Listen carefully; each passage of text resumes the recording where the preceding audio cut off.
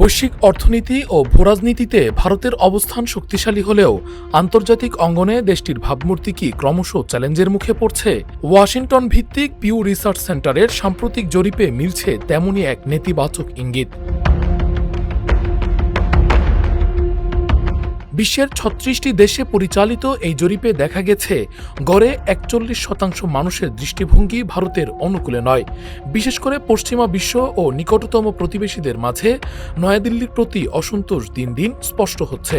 যুক্তরাষ্ট্রের ৫০% মানুষ ভারত সম্পর্কে নেতিবাচক ধারণা পোষণ করেন, যা ২০০৮ সালের পর সর্বনিম্ন।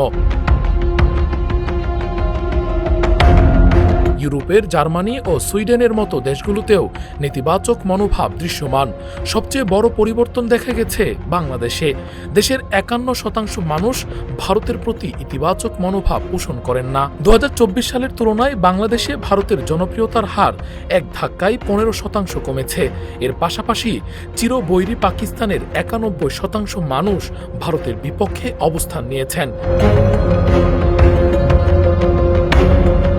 বিশ্বজুড়ে নিজেদের উদীয়মান পরাশক্তি হিসেবে তুলে ধরার জোরালো কূটনৈতিক প্রচেষ্টার মাঝে প্রতিবেশী ও পশ্চিমা দেশগুলোতে ভারতের প্রতি এই জনমতের ধারাবাহিক পতন মূলত দিল্লির বর্তমান পররাষ্ট্রনীতির বড় ধরনের নীতিগত ব্যর্থতা ও কৌশলগত সংকটেরই ইঙ্গিত দিচ্ছে বলে মনে করছেন বিশ্লেষকরা।